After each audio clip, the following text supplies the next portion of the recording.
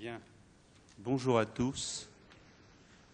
Merci à la SRLF de me permettre d'exposer ce sujet qui est tout à fait passionnant.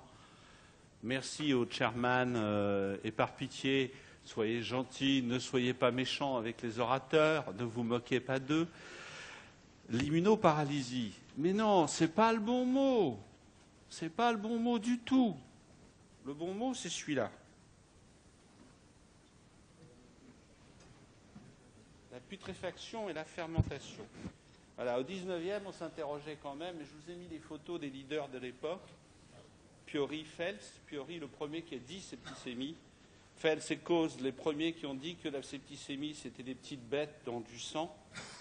René Théophile Hyacinthe, et l'ANEC, qui a décrit le choc septique, et Louis Pasteur, qui a repris d'autres travaux, notamment ceux de Fels et Cause, qui a mis en avant la fièvre puerpérale, les streptocoques.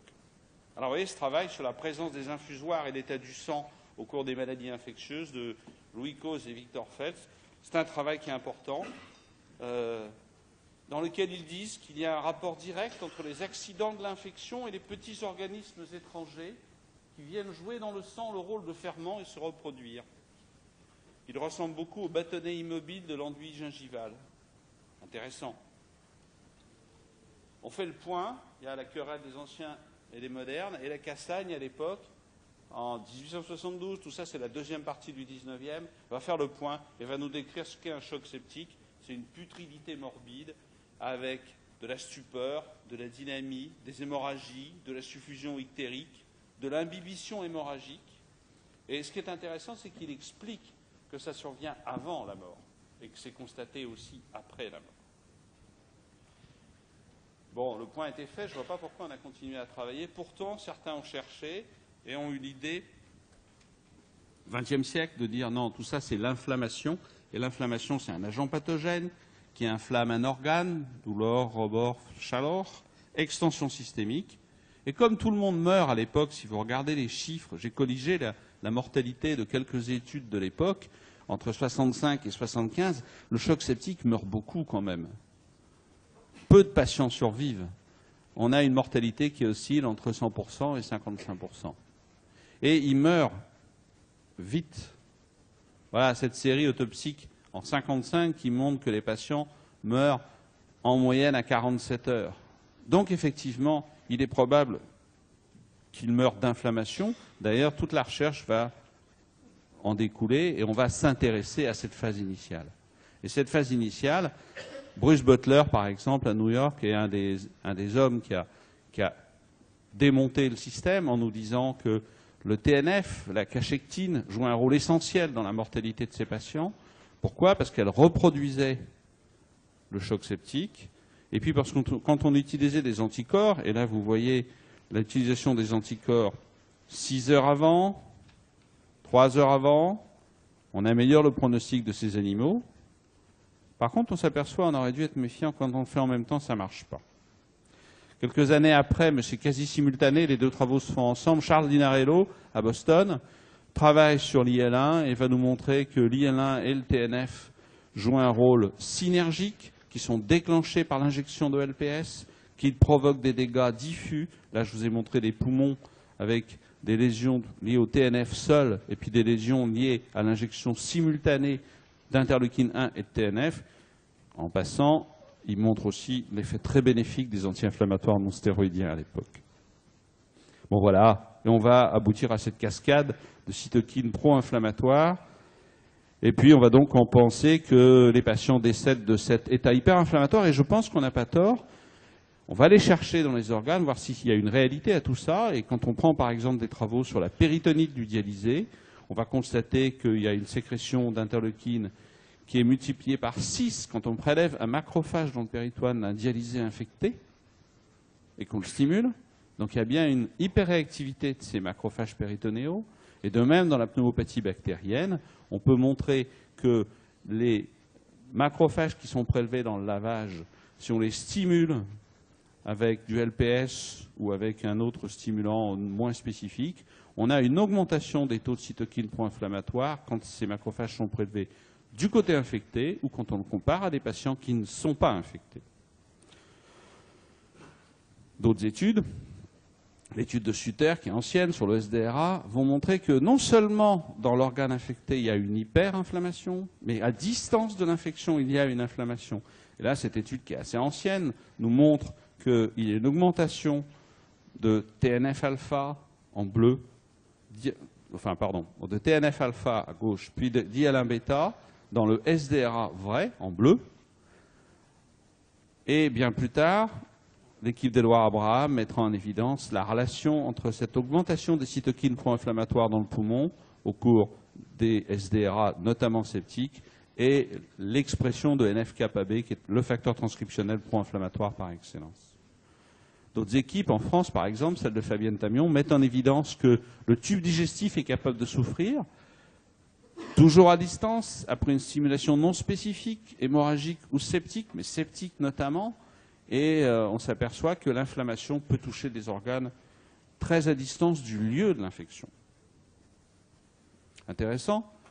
Ce qu'on peut voir apparaître comme travail plus récent, c'est l'effet de l'inflammation, cette fois chronique, sur l'athérosclérose. Et là, il y a eu un papier extraordinaire dans Critical Care qui est sorti il y a peu de temps, qui montre que le sepsis intra-abdominal majore la marche vers l'athérosclérose quand c'est évalué à 3 mois et à 6 mois. Et là, vous avez 2 aortes d'animaux.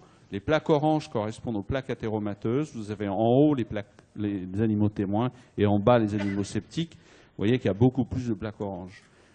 Ce phénomène serait mis à mettre sur le compte de l'inflammation chronique des parois artérielles. Mais malgré tout, on n'a pas réussi jusqu'à présent, en utilisant des anti-inflammatoires, qu'ils soient sélectifs ou non sélectifs, là une étude avec un anti-TNF, a prouvé une amélioration de la mortalité.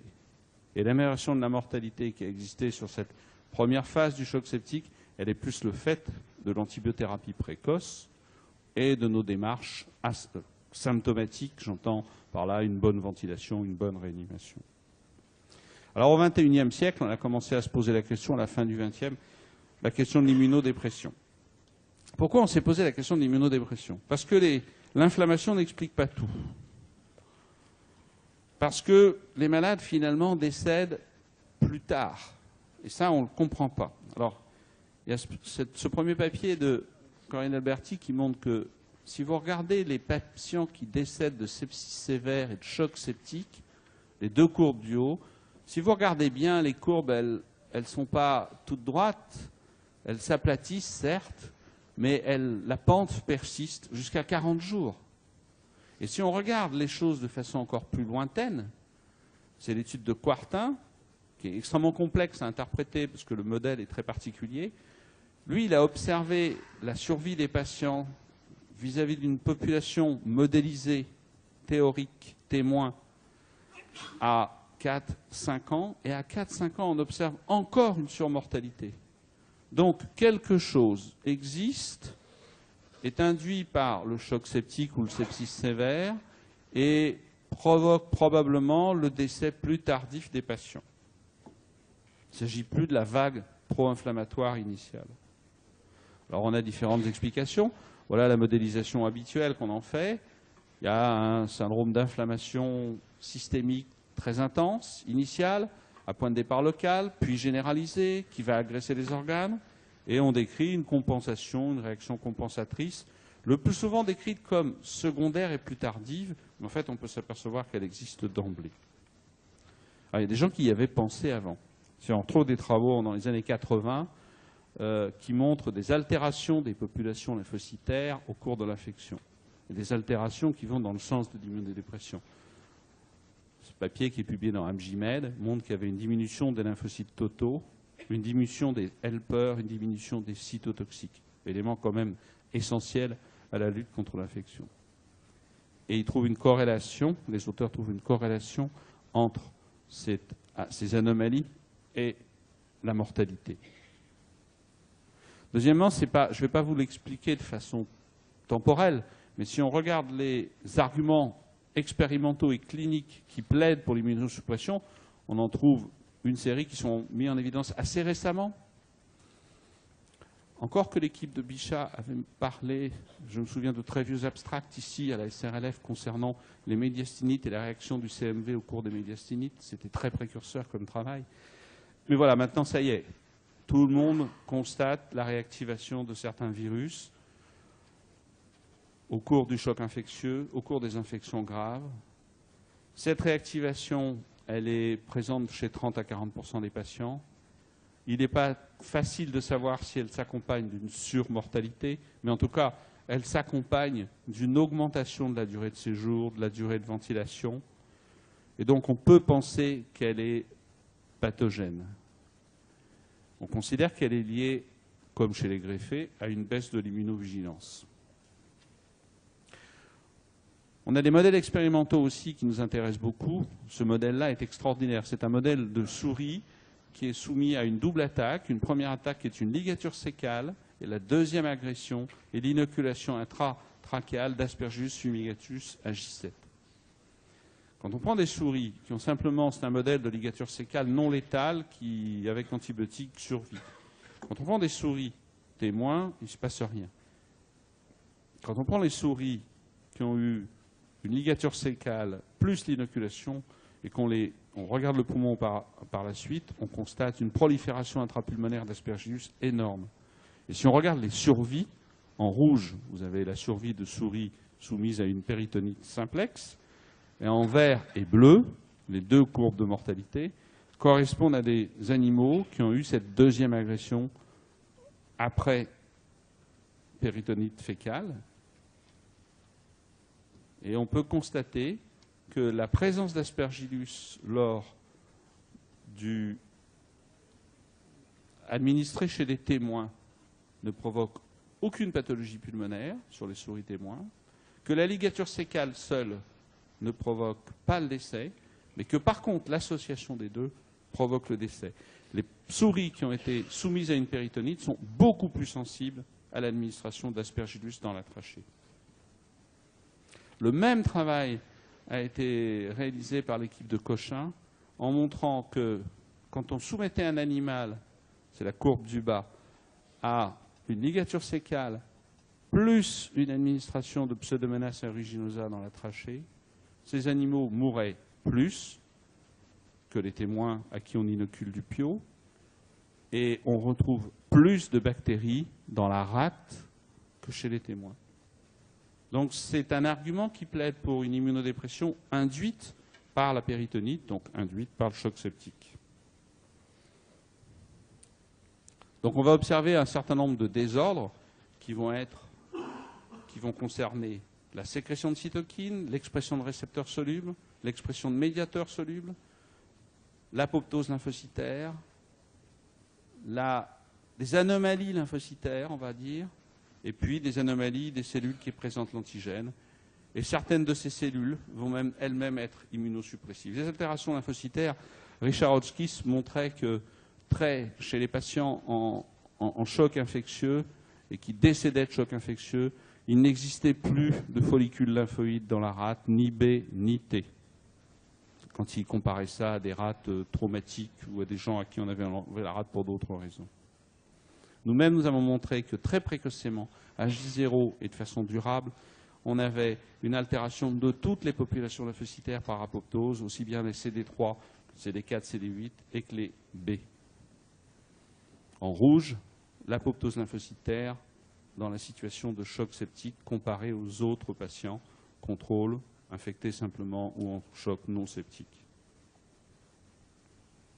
Et cette apoptose lymphocytaire laisse une lymphopénie qui est létale. Le fait de ne pas restaurer, en rouge, une lymphocytose correcte à J6 est associée à une surmortalité, associée à une augmentation des infections nosocomiales. Vous voyez, les patients en rouge sont les patients qui ont fait une infection nosocomiale tardive, et ces patients n'ont pas restauré leur compte lymphocytaire à J6, alors que les autres la restaurent. Pour le long cours et plus profond, l'équipe de Lyon a réussi à mettre en évidence une altération du répertoire. Vous voyez qu'à J1 et J7, sur le graphe A, vous avez une atteinte profonde du répertoire T par rapport aux témoins. La figure B montre la même chose. Imaginez que les petites pointes, c'est des petits lymphocytes capables de reconnaître qui ont des TCR spécifiques. Plus il y a de pointes, plus on a un répertoire riche. Vous voyez qu'à J1, J7, il n'y a pas beaucoup de pointes quand on les compare aux volontaires du dessous, où il y a beaucoup de pointes. Et quand on regarde la diversité des TCR dans cette étude, et on regarde la mortalité, on s'aperçoit que quand les patients ont conservé une certaine diversité, la courbe de décès est nettement meilleure que quand les patients ont une altération profonde de leur répertoire T. Donc il y a une altération lymphocytaire qui est à la fois numérique, qualitative, qui touche plusieurs compartiments, y compris des T mémoires, et puis il y a une altération des lymphocytes dans leur fonction. C'est-à-dire que quand on prélève des splénocytes chez les patients à qui on enlève la rate au cours de chocs infectieux parce qu'ils décèdent, ou chez les patients témoins, c'est l'étude de Hodgkin qui a été publiée dans le JAMA, on s'aperçoit que quand on restimule ces lymphocytes avec du LPS, on n'a pas de réactivité en noir. Vous voyez que quand on restimule et qu'on dose le TNF après stimulation par du LPS, en bleu, vous avez des patients normaux, et en noir, vous avez des patients sceptiques. Il n'y a pas de réponse, il n'y a pas de sécrétion de TNF. Idem si on stimule de façon spécifique avec un anti-CD3, donc un stimulant des lymphocytes. Cette incapacité à répondre correctement à la stimulation des lymphocytes, elle est peut-être due à l'augmentation d'expression de molécules de co-stimulation négative qui vont inhiber cette réponse. PD1 sur les lymphocytes, PDL1, c'est le ligand sur les cellules présentant l'antigène. Et vous voyez qu'en cas de sepsis, il y a une augmentation en noir de l'expression à la fois de la molécule de co-stimulation négative et de son ligand. Et quand on bloque ces molécules, quand on les bloque, là je vous ai pris un blocage par deux méthodes, anti-PD1 et anti-CTLA4, c'est une autre molécule immuno-régulatrice, on va dire. Et bien, vous voyez en rouge, vous avez les souris, la survie des souris contours. Là, j'explique pas bien.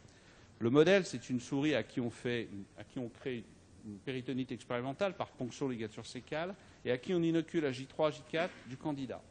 Et en curatif, à partir de J5, on va utiliser l'anticorps anti-molécule immuno de co-stimulation négative, donc l'anti-PD1 ou l'anti-CTLA4.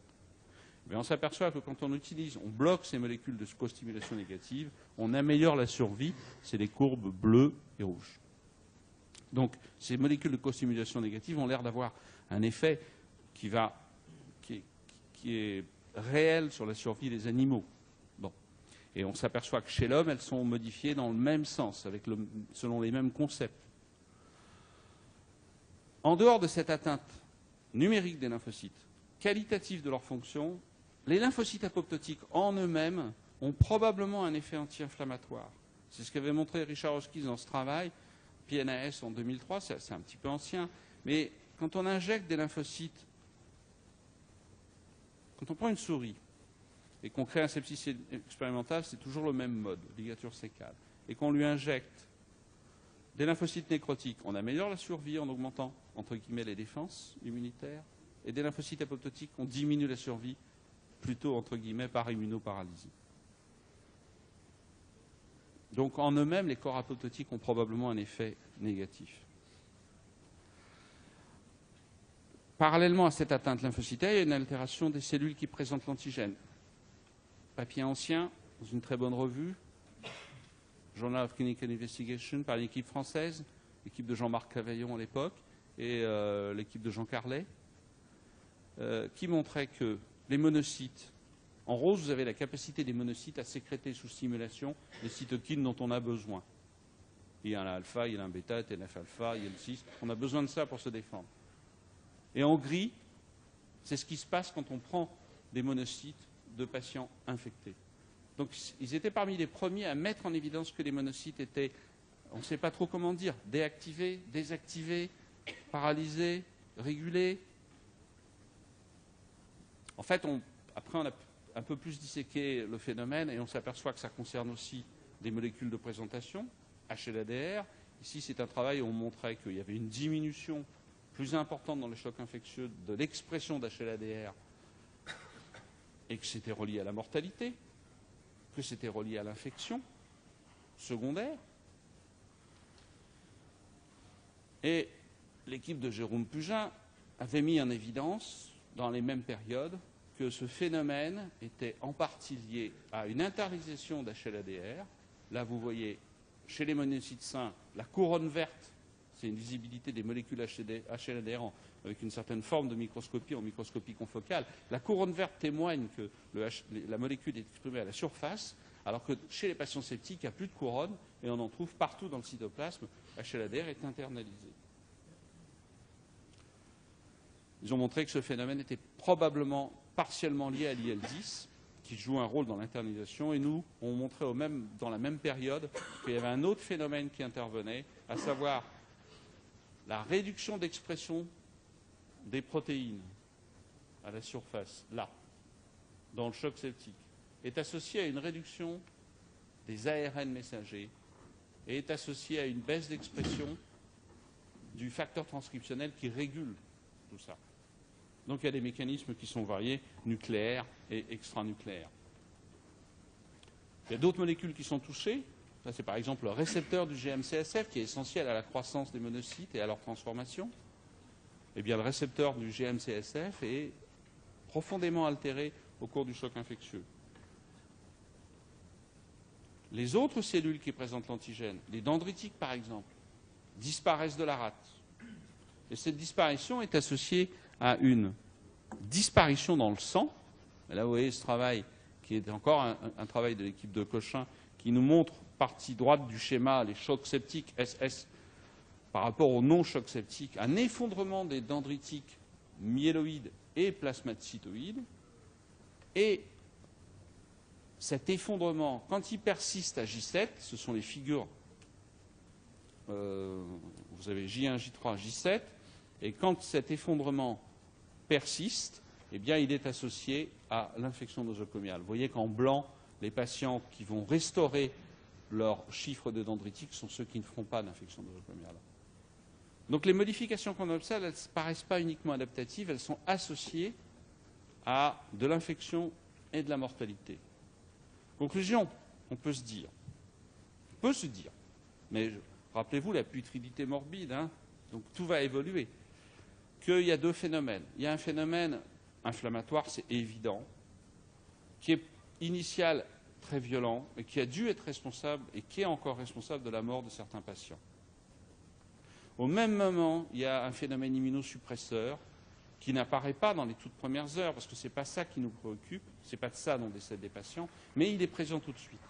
Et par contre, comme on a fait des progrès en réanimation, et qu'on est capable de passer cette première phase, la deuxième phase apparaît dans les jours qui vont suivre, et soit les patients n'éradiquent pas l'infection, soit ils décèdent d'infections acquises tardivement en réanimation. Donc le challenge initial, il est probable qu'on l'a partiellement résolu. C'est-à-dire que quand on regarde ces papiers qui montrent l'évolution de la mortalité du choc septique au fil des années, on constate une baisse constante, impressionnante même, et continue notamment depuis 1990. Maintenant, on arrive en bas de la courbe et ça va être certainement beaucoup plus difficile. Et le prochain challenge, il va être d'empêcher les patients de mourir de cette deuxième phase d'immunosuppression. Merci de votre attention.